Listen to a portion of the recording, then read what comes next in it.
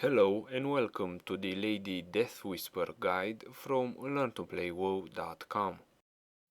This fight is split into two phases. In the first phase, you burn down the boss's mana shield while taking care of some adds, and in the second phase, you just kill the boss. The first phase represents the longest part of this battle.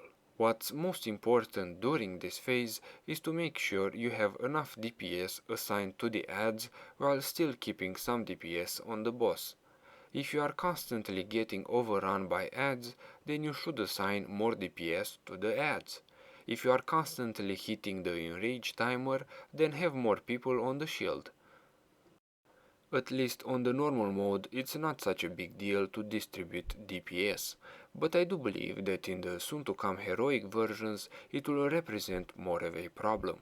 Basically, in a raid you got classes with mass AoE abilities, AoE that hits up to 10 targets, like mages with Blizzard, and classes that can cleave.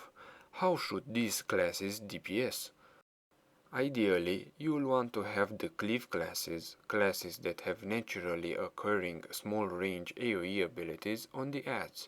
This means Fury Warriors with Whirlwind and Retries with Divine Storm.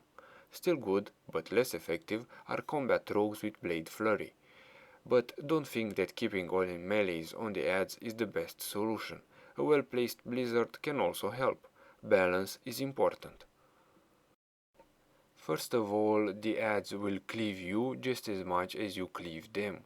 It is often that I've seen a rogue or a retry getting two-shotted by the fanatic cleave when two fanatics are tanked close to each other.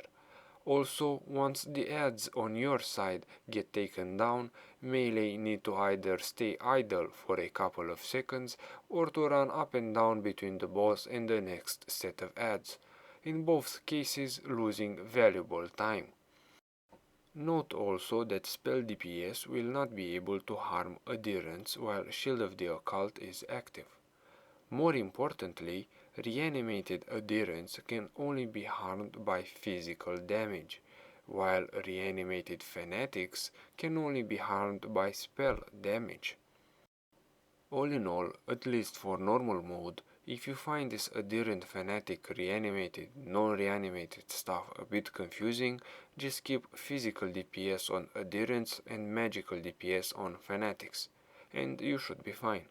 Or even better, if you notice you are doing 20 damage in an add, just switch.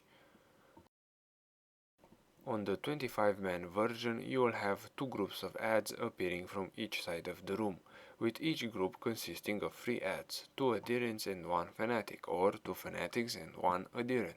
You will also get another random add in the back.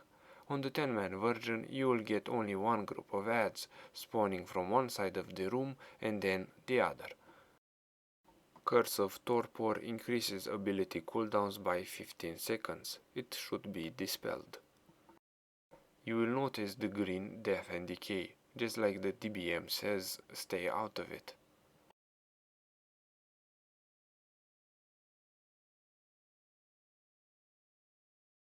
Besides the adds, you will have to deal with getting mind control just like on the Kel'Thuzad fight. You will want to CC whoever is mind controlled. Perhaps Cyclone is the best form of CC because it also prevents uninformed damage to that player and it can't be broken. Phase 2 begins when her shield goes down. You will want to delay DPS on the shield until almost all the adds are taken care of. During Phase 2, tanks should switch aggro as they get a stacking threat debuff. Players will be chased around by vengeful spirits. If caught, the player and everyone close to him will take serious AoE damage.